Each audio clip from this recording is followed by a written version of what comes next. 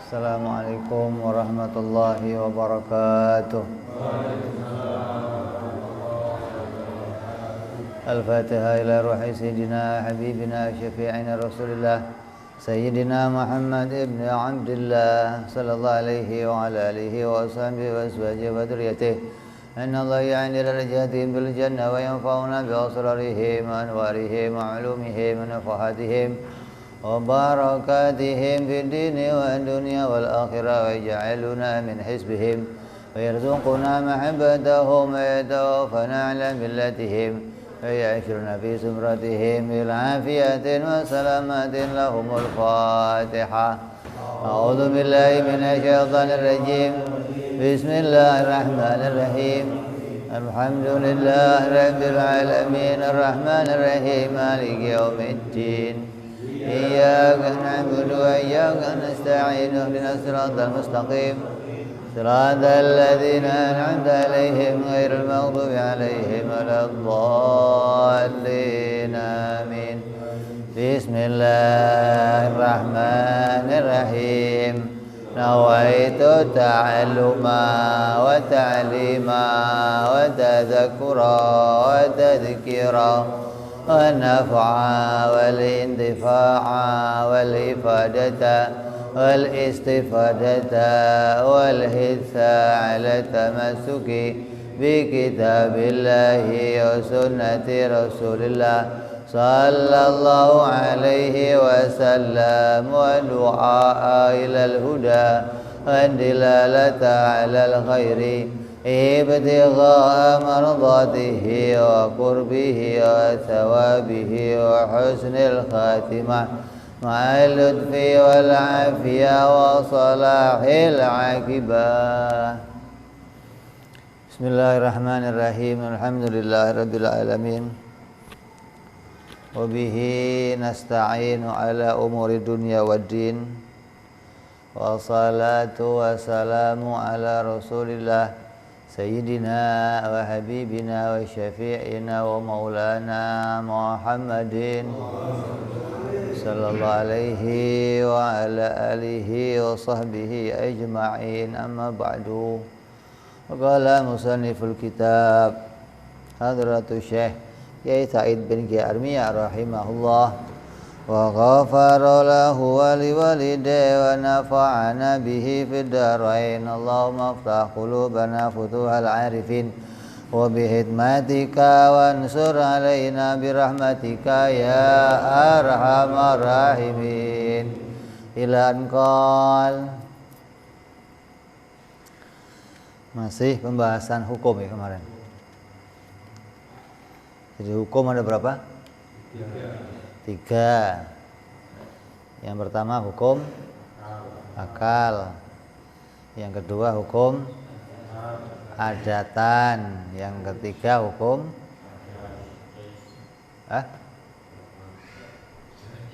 syar'an. Hukum ada berapa? Tiga apa saja? Hukum akal, hukum syariat, hukum adat. Ini pokok utama. Kalau tiga ini sudah nggak ngerti, nanti ke depan kamu nggak akan ngerti kebenaran, nggak ngerti. Jadi tiga hukum ini modal utama kita untuk bisa sampai pada beragama dengan benar, menyembah Allah dengan benar. Modalnya tiga aturan hukum ini. Tiga aturan hukum ini. Yang pertama hukum syariat. Hukum syariat itu hukum yang diatur oleh Allah. Ya. Orang sering nyebutnya apa? Peraturan. Kalau ditanya hukum itu apa? Apa? Maka yang dimaksud hukum itu peraturan itu adalah hukum syariat. Hukum itu enggak semua peraturan. Kenapa hukum syariat disebut peraturan? Kenapa? Karena undang-undangnya langsung diatur oleh Allah. Jadi peraturan itu undang-undangnya langsung diatur, itu namanya peraturan. Allah mengatur pekerjaannya orang Islam. Semua orang Islam, laki-laki, perempuan yang usianya sudah 15 tahun, diatur oleh Allah pekerjaannya. Ya. Jadi undang-undangnya mana yang wajib, mana yang haram, mana yang sunnah, mana yang makruh, mana yang mubah. Undang-undang ini diatur oleh Allah. Hingga kalau kita mau menyebut itu sebagai hukum, maka bisa pula digantikan dengan nama peraturan. Nanti bisa disebut hukum atau peraturan atau undang-undang. Kenapa? Karena aturannya atau undang-undangnya langsung diatur oleh Allah. Kalau hukum syariat ini dilanggar bagaimana?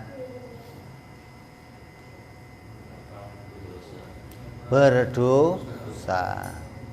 Kalau kamu melanggar salah satu aturan-aturan di dalam hukum syariat, maka hukumnya kamu berdosa. Nah, kalau hukum yang kedua namanya hukum adat. Kalau hukum adat ini bisa nggak disebut peraturan? Bisa nggak? Bisa nggak? Hukum adat ini undang-undangnya nggak diatur sama Allah. Tidak ada undang-undang tertulisnya, ada nggak? Kalau makan kenyang ada undang-undangnya? Ada. Jadi peraturan bukan? Bukan. Hukum. Tapi bukan peraturan. Kok bisa? Karena undang-undangnya bukan diatur oleh seseorang, tapi langsung diciptakan oleh Allah.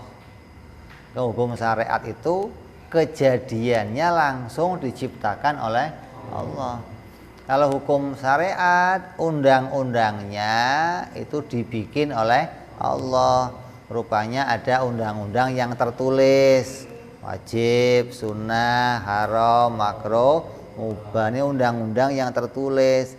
Lah undang-undang yang seperti ini bisa dilanggar. Sama kayak peraturan sekolahan, peraturan negara, peraturan pemerintah, kemana-mana pakai masker. Bisa dilanggar nggak? Bisa. Kalau dilanggar bagaimana? Kena hukum, kena sanksi. Ya, kalau dilanggar maka akan kena sanksi.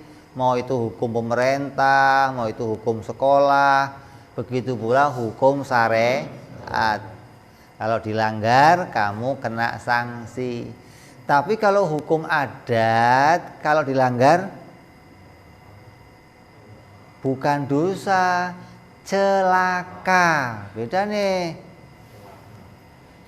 Ya, kalau kamu melanggar hukum adat, celaka. Contoh, kamu pengen kenyang tapi nggak mau makan. Gimana? Bisa nggak?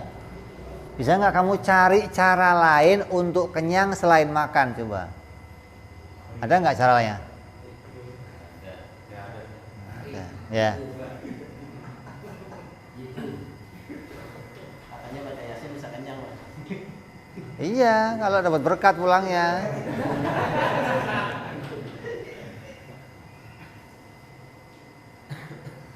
Jadi hukum syariat, api kalau dipegang panas, pisau memotong. Kalau kamu lawan gimana?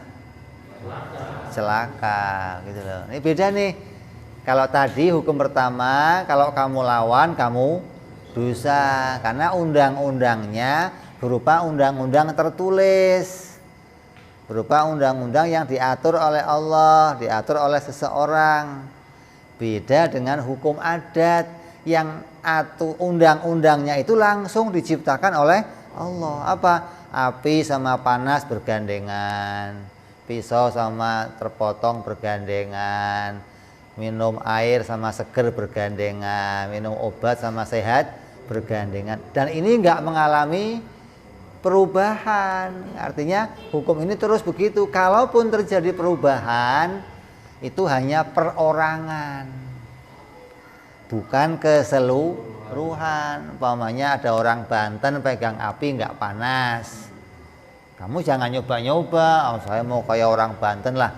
Itu hukum perorangan, artinya bagi dia api enggak panas, tapi bagi yang lain umumnya biasanya api itu dihukumi panas.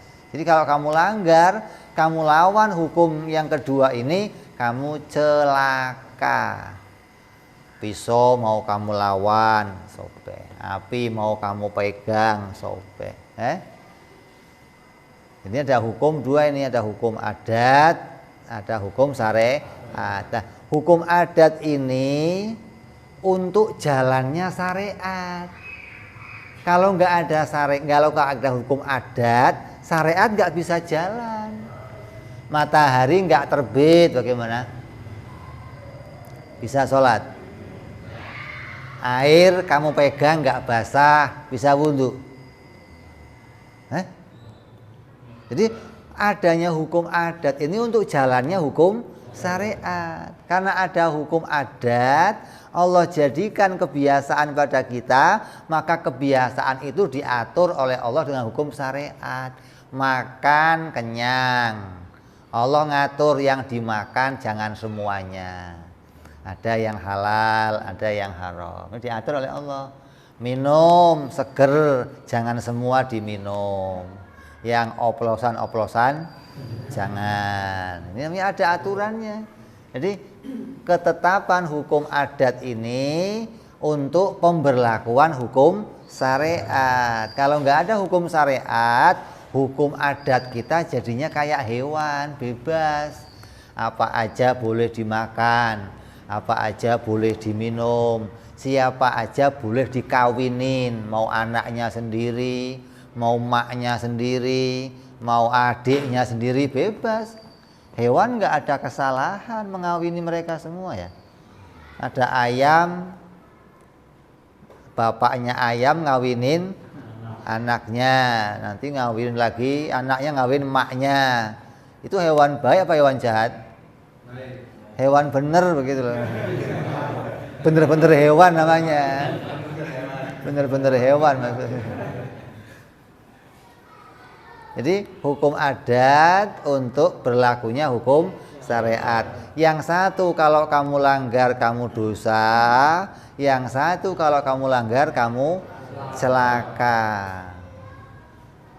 Hukum gravitasi, kamu lempar ke atas turun, itu hukum adat. Hukum fisika, pegas, kalau kamu melempar ini maka akan sampai ke sana tekanan sekian, itu hukum adat semua. Hukum fisika, hukum biologi, hukum kimia, zat ini campur ini akan, itu namanya hukum adat. Hukum yang nggak ada undang-undang tertulisnya, nggak ada, tapi Allah jadikan langsung kejadiannya gitu loh. Ini sama ini begini, kalau kamu lawan bagaimana? Ya kamu yang celaka. Ada bola dilempar, oh nggak apa-apa, nggak mental ke sini, tenang aja, kamu celaka kena pentalan ya.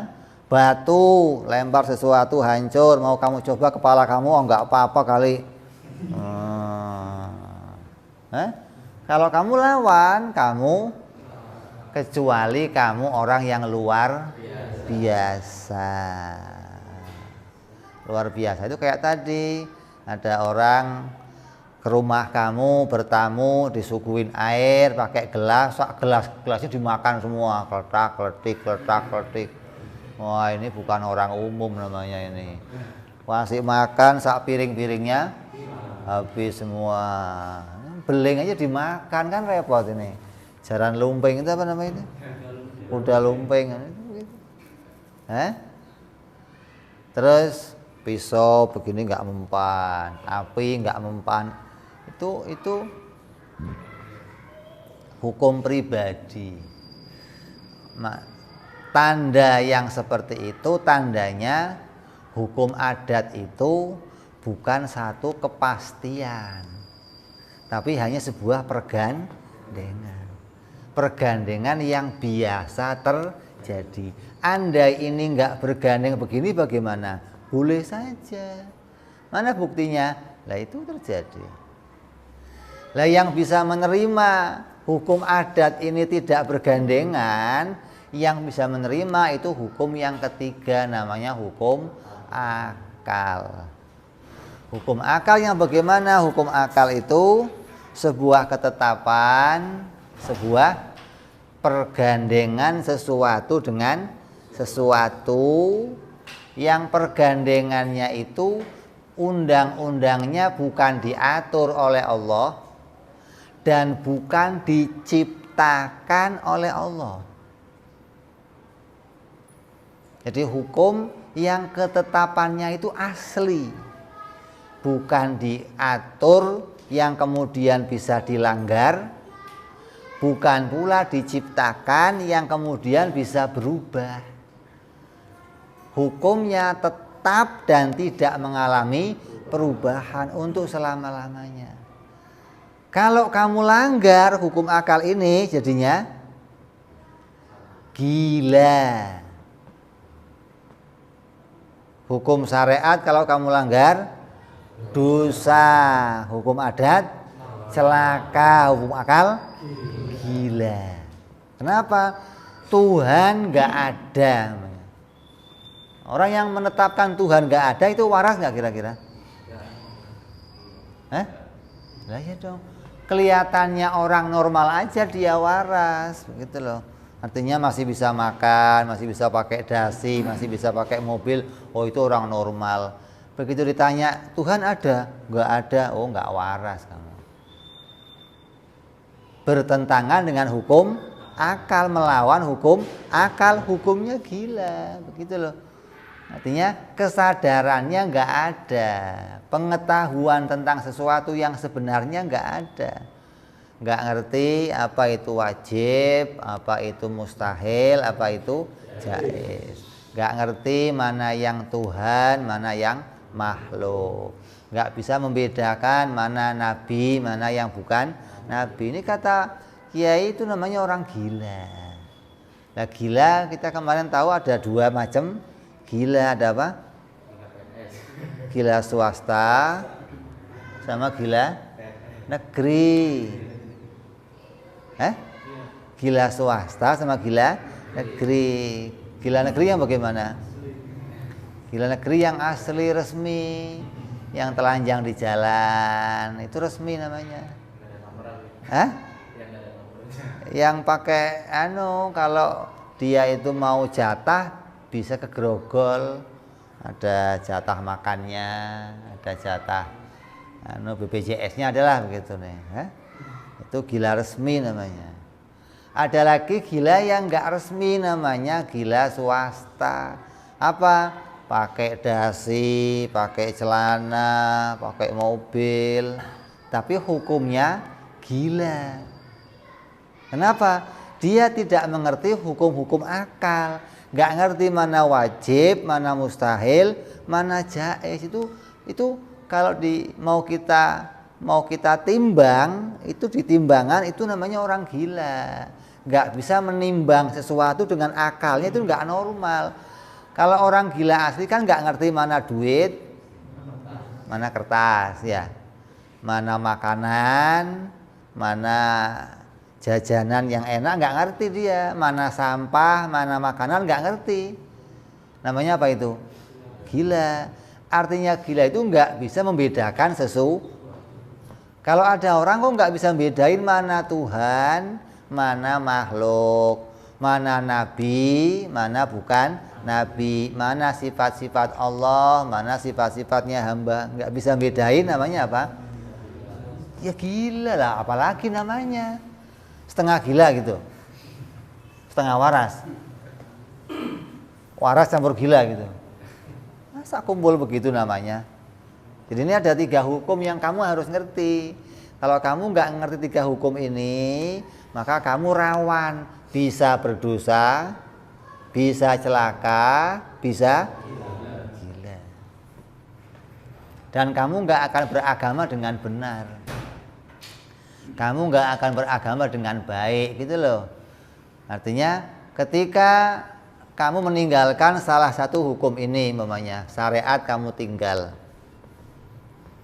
Berarti yang ada apa? Dua, adat sama akal. Adat jalannya kamu ya seperti hewan aja, makan, minum, kawin. Tapi nggak ngerti mana halal, mana haram. Celaka nggak ini? Artinya dia akan mendapatkan siksa nanti di akhirat. Walaupun ada akalnya, tapi kalau menolak syariat, di akhirat neraka dia. Atau syariat diterima, tapi adat nggak dipakai, akalnya jalan, adatnya ditinggal, bisa nggak dia bersyariat? Ya nggak bisa. Bagaimana mau bersyariat? Jadi dia harus nggak kawin, dia nggak makan, dia nggak minum, dia nggak pakai pakaian, bisa bersyariat. Jadi hukum syariat, hukum adat nggak bisa ditinggal nih. Ini yang rata-rata dimiliki orang ini, punya aturan dan punya hukum adat untuk berlakunya aturan itu. Jadi aturan bisa berlaku kalau ada hukum adat. Yang dipunyai orang rata-rata dua ini. Nah satu lagi hukum akal, untuk apa? Ketika hukum adat dan hukum syariat ini memberitakan sesuatu atau terjadi kejadian yang nggak pernah terjadi, yang bisa menerimanya hukum syariat, hukum akal nih. Kayak apa? Kejadian yang terjadi pada para nabi. Ada nabi menghidupkan orang mati. Kata adat bagaimana? Nggak bisa, masa ada orang bisa menghidupin orang mati. Tapi nyatanya terjadi, ada nabi menghidupkan orang. Yang bisa terima siapa ini? Akal, orang yang berakal. Kalau akal kamu sudah nggak ada, maka kamu akan menolak kenabian. Akan menganggap, wah ini mah nggak masuk akal. Apa katanya? Nggak masuk. Lah kalau nggak masuk akal itu berarti masuknya mana? Adat sama, justru ini nggak masuk hukum adat, masuknya hukum. Kenapa dia ngomong nggak masuk hukum akal? Karena nggak punya akal. Hati-hati ini. Orang yang ngomong ini nggak masuk akal karena dia nggak punya akal. Dia nggak ngerti tatanan hukum akal, begitu loh. Kalau bicara otak yang di sini ada, sapi juga punya, lebih gede dari kamu malah. Tapi bukan akal ruhaniyah, tapi akal jasma. Nah yang dituntut akal ruhaniyah. Apa itu akal ruhaniyah? Cahaya yang menerangi hati. Cahaya yang bisa membuat hati itu menemukan sesuatu. Hati kita itu bisa melihat. Nah yang dilihat itu apa yang ditemu oleh akal. Kalau akal yang nggak nemu tiga ini, nggak nemu syariat, nggak nemu adat, nggak nemu hukum akal, hatinya nggak paham apa-apa.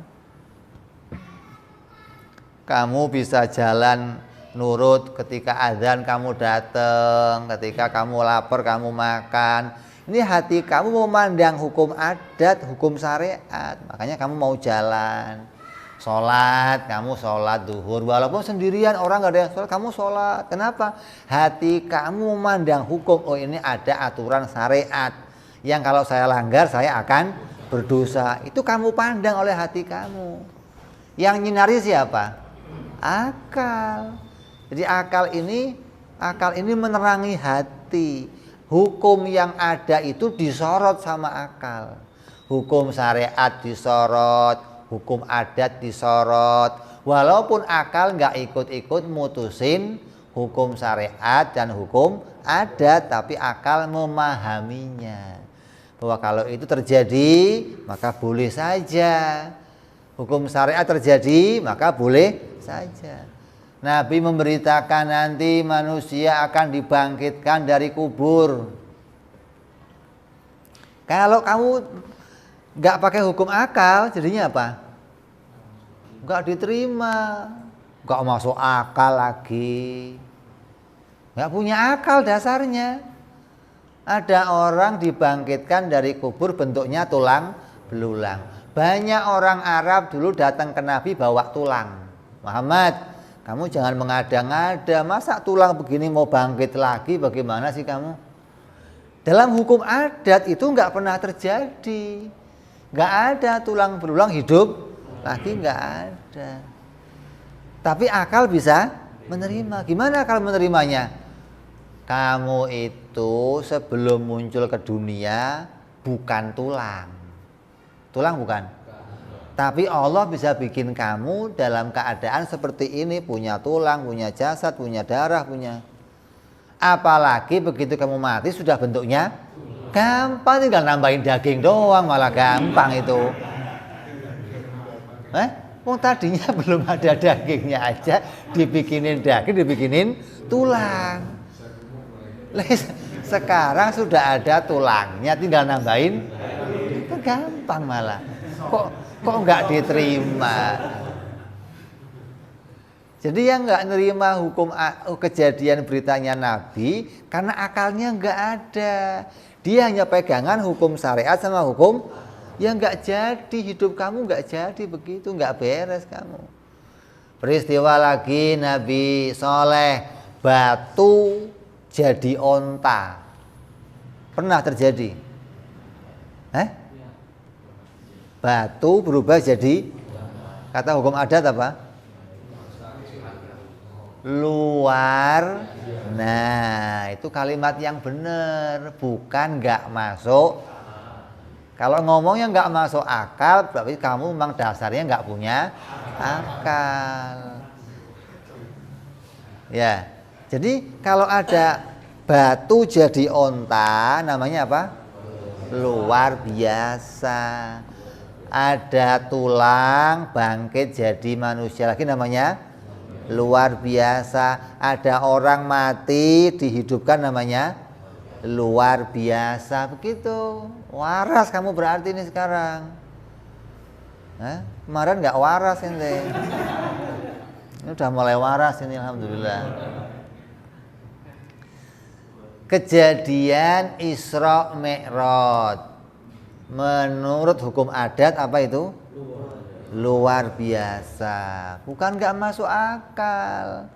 Lah sekarang ini orang-orang sedang mencoba bagaimana yang kata mereka itu nggak masuk logika, nggak masuk akal itu mau dirasionalkan. Bagaimana batu bisa berubah jadi, ya sampai kiamat kamu nggak bisa. Hukum adat mau kamu teliti bagaimana prosesnya batu jadi, ya nggak bisa. Proses yang gampang aja lah, coba kamu carilah kejadian Nabi Isa. Nggak pakai bapak jadi anak. Nah coba kamu cek. Perempuan kamu diemin aja, coba hamil nggak gitu. Jangan diapa-apain, jangan. Coba hamil nggak gitu. Kamu tes gitu. Bisa begitu? Di dalam hukum adat ini luar biasa, nggak akan terjadi. Yang biasa itu harus diperskotin dulu, titipin dulu, dimodalin dulu, baru nanti jadi anak. Kalau ini nggak disentuh, nggak diapa-apain, terus akan jadi anak nanti. Dalam hukum adat ini nggak diterima. Yang bisa menerima hukum akal. Nah begitu. Hukum adat namanya luar biasa. Sampai kejadian yang lain semuanya. Kejadian Nabi Adam, kejadian manusia nanti akan dibangkitkan, akan dihisab, akan masuk ke alam barzah, ke alam akhirat, melewati satu benang yang tipis yang bagaikan rambut dibelah 7 akan dilewati. Kalau hukum adat apa itu namanya? Nggak bisa kamu terima ini tanpa cuma pakai dua ini, nggak bisa kamu hidup. Kamu akan bertentangan dengan syariat. Kamu akan bertentangan dengan mukjizatnya Nabi.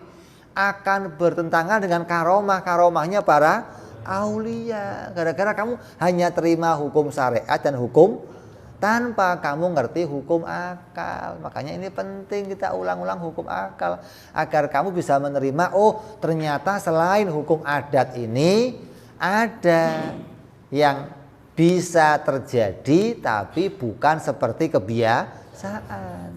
Hukum adat itu kan terjadinya kalau berulang, kalau baru sekali namanya apa? Luar. Lah, hukum yang baru sekali itu yang bisa terima hanya akal, gitu loh. Kalau pakai hukum adat nggak bisa diterima. Kejadian yang cuma sekali itu tidak bisa diterima sama hukum adat. Kalau orang sekarang mengatakan hukum sebab akibat, hukum aksi reaksi. Kejadian yang sekali itu nggak bisa diterima. Apa contohnya tadi? Isra Mi'raj, Nabi Ismail dibeleh, Nabi Ibrahim dibakar, Nabi Sulaiman jalan-jalan pakai angin. Ente kalau kamu saya taruh di atas ini pakai jaring-jaring, terus saya tiup pakai angin yang keras, naik enggak? Naik, kayak film James Bond ada itu. Tapi kamunya berantakan, nggak bisa tenang. Bagaimana ente? Mau ditiup angin, Nabi Sulaiman anteng, nggak kemana, jalan ya tenang. Dalam hukum adat, oh ini nggak diterima dalam hukum adat, namanya luar. Kenapa? Karena belum berulang. Tapi kalau akal yang bicara boleh saja terjadi. Karena akal punya 3 hukum tadi. Ada wajib, ada mustahil, ada jaiz. Maka jaiz inilah yang penting. Hukum adat cuma punya 2 hukum, wajib dan mustahil. Nggak kenal jaiz.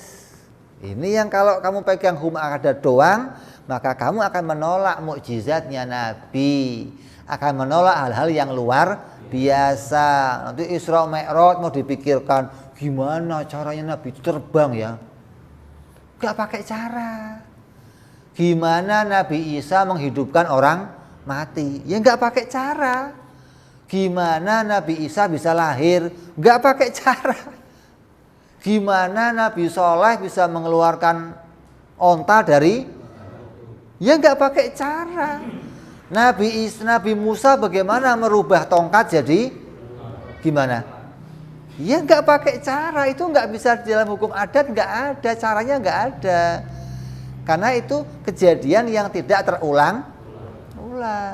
Nabi Musa mau mengetokkan tongkatnya ke lautan terbelah.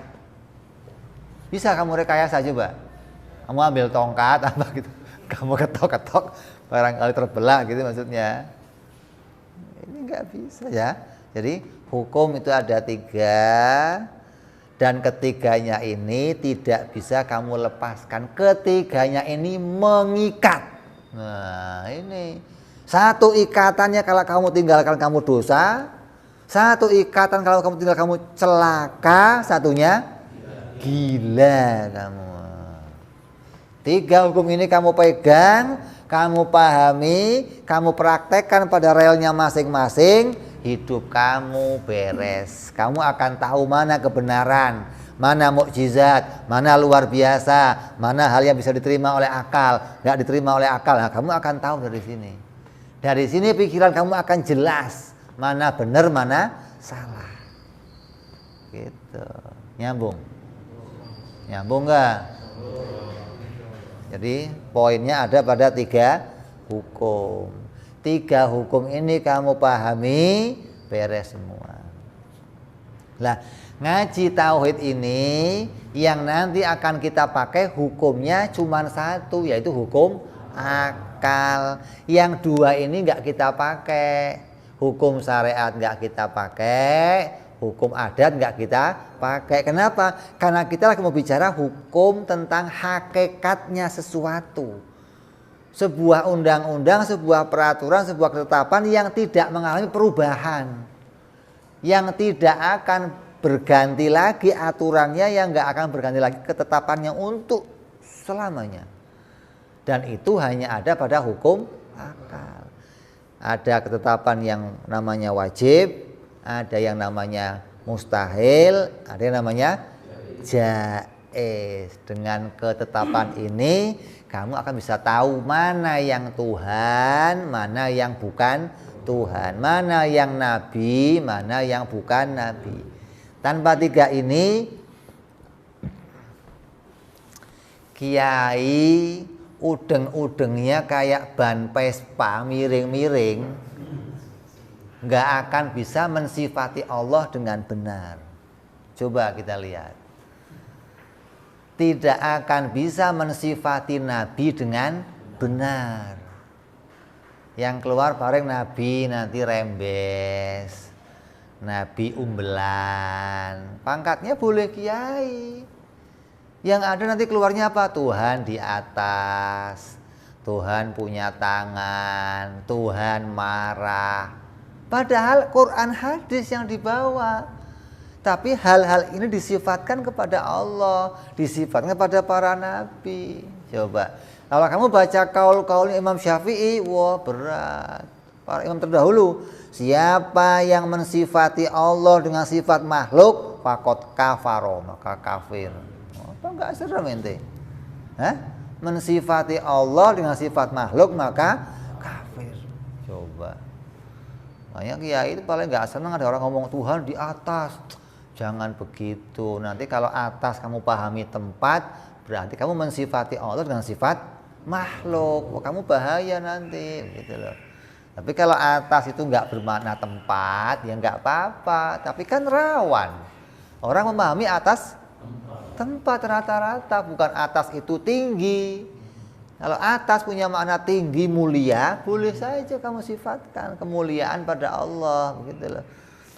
Ini yang berbahaya. Jadi kamu harus bisa mensifati Allah dengan sifat yang jadi haknya Allah, mensifati Nabi dengan sifat yang jadi haknya Nabi, dan mensifati kita makhluk dengan sifat yang jadi haknya makhluk. Jangan dituker, yang sini kemari, yang sini kemari, jangan. Yang bisa memastikan siapa? Hanya akal. Ini pasti di sini sifatnya nggak boleh kemari nih. Ini pasti di sini nggak boleh kemari.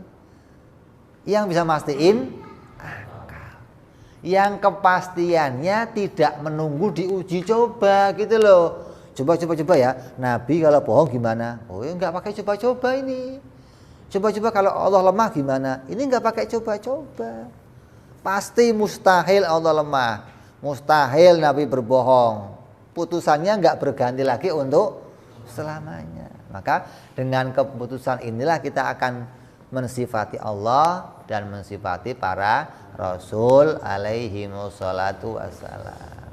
Yang harus kita kenali dari Allah itu tiga. Apa? Kenal zatnya, kenal sifatnya, dan kenal perbuatannya. Kita akan kenal kepada Allah tiga ini. Kalau kamu kenal tiga ini, berarti kamu kenal Allah. Kalau kamu nggak kenal tiga ini, berarti kamu nggak kenal Allah. Kamu kenal seseorang umpamanya. Kenal seseorang itu yang dikenali tiga ini. Kenal wujudnya, kenal sifat-sifatnya, dan kenal perbuatannya. Kamu tahu Qaim enggak? Oh, tahu saya. Kamu tahu apanya Qaim? Ya orangnya saya tahu, sifatnya saya tahu, kerjaannya juga saya. Nah, berarti kamu kenal. Kalau kenal Qaim kok kenalnya cuman kerjanya doang. Oh, yang kerja di sana ya. Kamu tahu orangnya? Saya mah nggak kenal sama orangnya. Oh, ya berarti belum kenal. Jadi kenal Allah itu jangan cuma tahu Allah itu yang bikin langit bumi. Itu kerjaannya doang kamu tahunya berarti. Belum tahu apa sifatnya, belum tahu apa zatnya. Berarti kamu belum mencukupi pengetahuan kamu. Agama perintah kita kenal tiga-tiganya, kenal zatnya, sifatnya, dan perbuatannya. Kenal zatnya Allah bagaimana? Nah, kita akan bicarakan satu persatu nanti. Kenal sifatnya Allah bagaimana? Kenal perbuatannya bagaimana? Nanti akan kita kaji satu persatu sampai kita nanti jelas mana haknya Allah, mana yang jadi haknya para rasul, mana yang jadi haknya kita, hambanya Allah. Ya, ini tiga ini harus diulang-ulang, jangan sampai kita nggak paham tentang tiga makna tersebut. Lah yang mau kita kaji ada berapa? Yang mau kita kaji yang pertama adalah sifat-sifatnya Allah. Ada 20 sifat Allah yang harus kita ketahui. Ini kita langsung nyebut Allah itu karena memang yang punya sifat-sifat ini hanya Allah. Selain Allah kamu nggak akan jumpai punya sifat ini. Sifat ini sifat pokok ketuhanan. Kalau kamu kontrol yang disebut oleh mereka sebagai Tuhan itu, kalau kamu kontrol nggak punya sifat-sifat ini, nggak punya. Maka mereka tidak bisa dinamai sebagai Tuhan. Jadi Tuhan yang lain selain Allah itu nggak ada. Mereka itu nggak punya sifat-sifat ini. Mereka hanya disebut sebagai Tuhan. Kita praktek beginilah. Ini rasional loh nih. Akal punya akal nggak? Udah punya udah. Nah, coba kita mikir nih. Umpamanya kita polling seluruh dunia. Polling, ya atau tidak.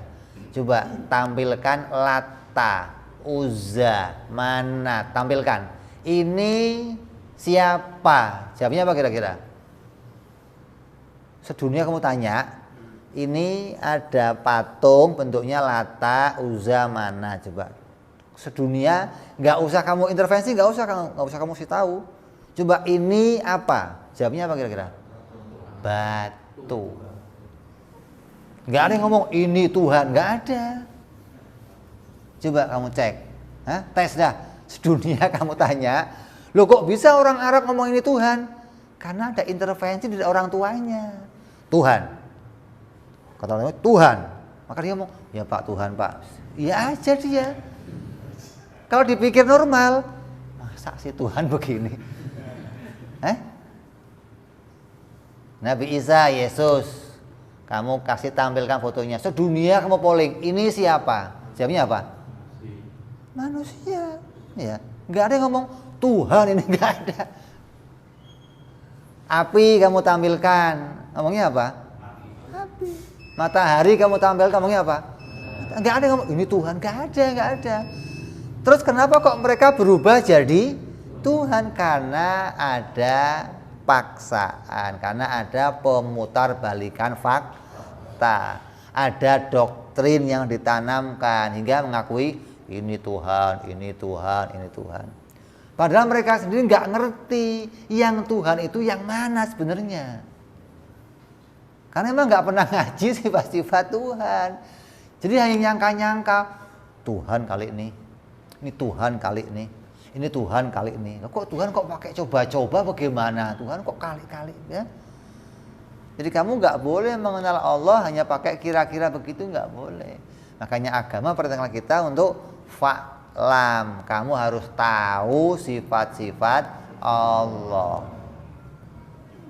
Ya, metode yang mau kita pakai, metode yang datang dari Imam Abu Hasan Al-Asy'ari, yang tersebut namanya metode Asy'ariyah, yang mengajarkan Allah itu zat yang mempunyai sifat-sifat kesempurnaan, yang kita harus tahu sifat-sifat tersebut. Ada sifat yang wajib, ada yang mustahil, dan yang jaiz. Ini yang mau kita kaji sebagai panduan kita mengenal kepada Allah Subhanahu wa ta'ala. Yang pertama, wujud. Yang pertama sifat wujud. kita kenal zatnya Allah. Kenal zatnya Allah dengan sebutan wujud. Zat kita disebut juga wujud. Allah juga disebut wujud. Lah apa bedanya? Apa yang mau kita kenali? Oh, wujudnya Allah. Kalau kita mau pakai hukum akal, hukum wujudnya Allah itu wajib. Apa itu hukum wajib? Wujudnya Allah itu wajib. Wujud dan Allah ini sesuatu hubungan yang nggak bisa dipisahkan. Wujud dan Allah ini hubungannya tetap.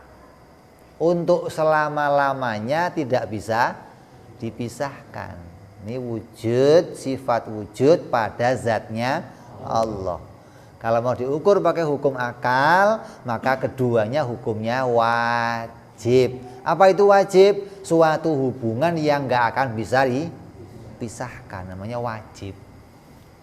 Jadi akal kamu harus bisa punya, akal kamu harus jadi hakim. Bisa memutuskan sendiri mana yang wajib, mana mustahil, mana. Caranya bagaimana?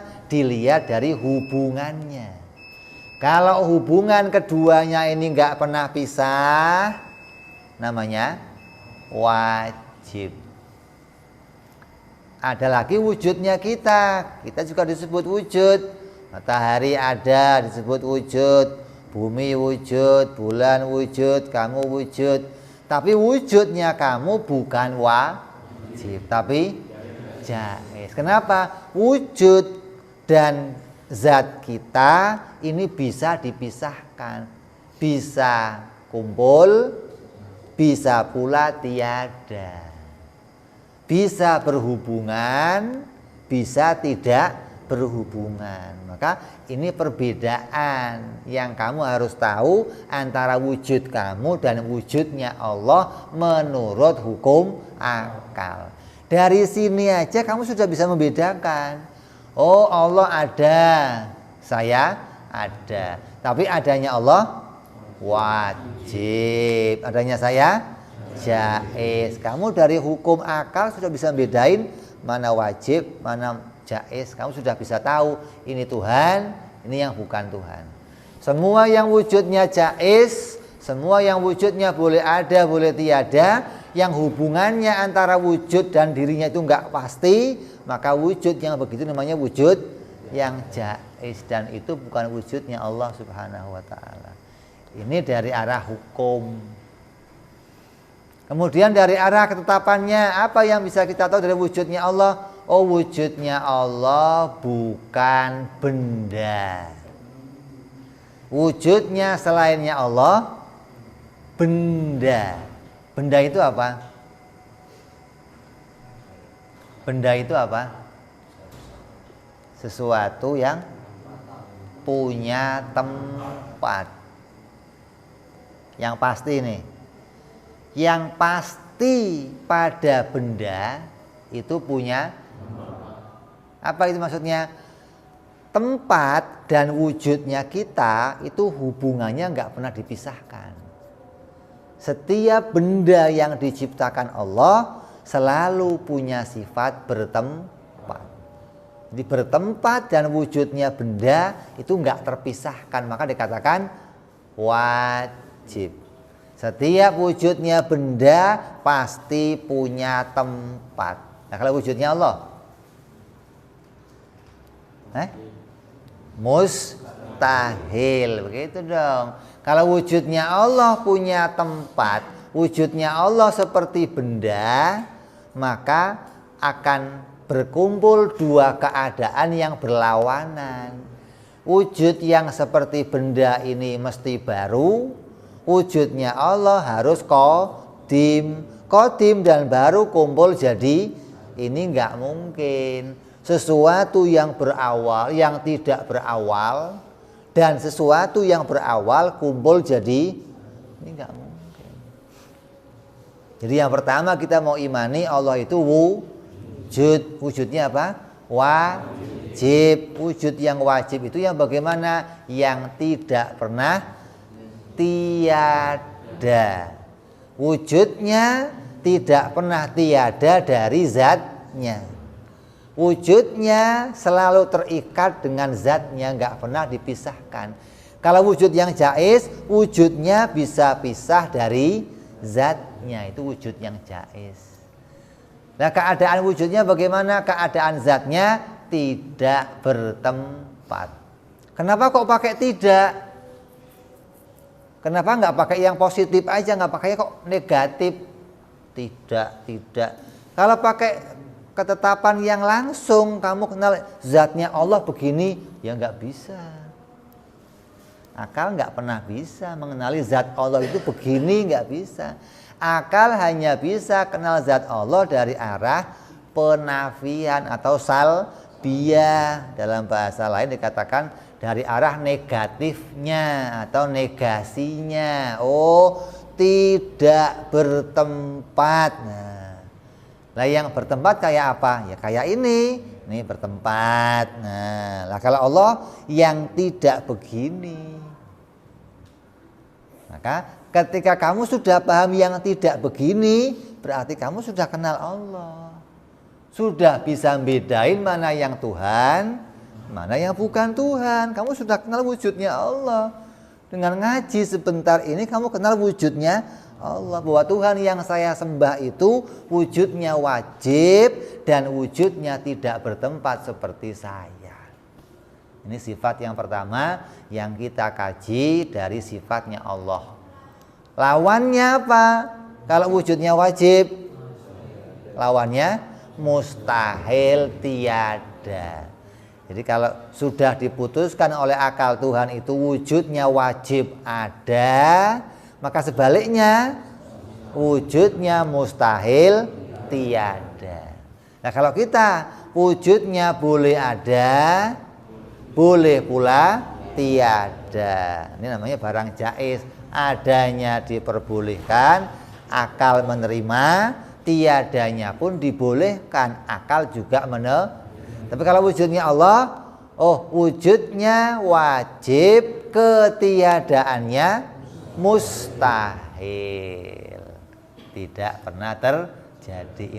Ini contoh pertama, sifat pertama yang kita bicarakan dengan mempraktekkan hukum akal. Apa itu? Bagaimana menghubungkan sesuatu dengan sesuatu yang hasilnya apa? Hubungannya itu wajib, hubungannya itu mustahil, atau hubungannya jaiz. Insyaallah kita kaji yang akan datang bicara lagi sifat-sifat berikutnya dengan ketetapan pakai hukum akal. Tetap kita akan praktekkan mana yang wajib, mana mustahil, mana jaiz dari semua sifat-sifatnya Allah Subhanahu wa ta'ala. Mudah-mudahan Allah jadikan kita semuanya hati yang luas, hati yang diimani, hati yang iman kepada Allah, hati yang punya keyakinan, hati yang punya dalil, hati yang punya kemantapan, hati yang diluaskan oleh Allah, hati yang bisa paham pada hukum-hukum yang Allah atur, hati yang bisa paham pada semua kenyataan, hati yang mau mengakui kebenaran, hati yang tidak menolak apapun yang jadi aturannya Allah. Allah jadikan hati kita iman dari dunia sampai nanti di akhirat, iman yang benar, iman sesuai yang dituntunkan oleh Nabi kita Muhammad sallallahu alaihi wasallam. Amin ya rabbal alamin. Ala dunia wa ala niyatin salihah wa ila hadratin nabi. Al-Fatihah. A'udzu billahi minasyaitonir rajim. Alhamdulillahi rabbil alamin arrahmanir rahim maliki yaumiddin.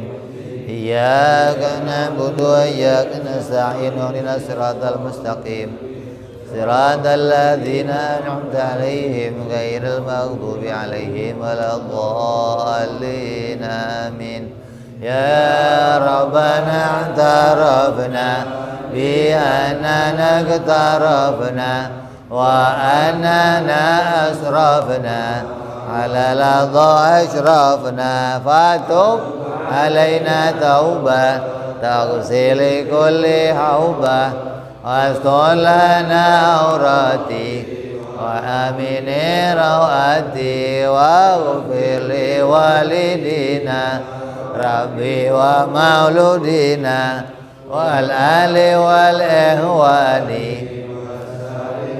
إلاني وكل ذي محبة أو جيرة أو صحبة والمسلمين أجمع أمين ربي اسمع فضلا وجودا منا باكتساب منا بالمصطفى رسولي نهضى بكل سولي صلى وسلم ربي عليه أنت الحبي وآله وصحبه عداد طاس صحبي والحمد للإله في البدء والثناء سبحان ربك رب العزة عما يصفون سلام على المرسلين والحمد لله رب العالمين. Assalamualaikum warahmatullahi wabarakatuh.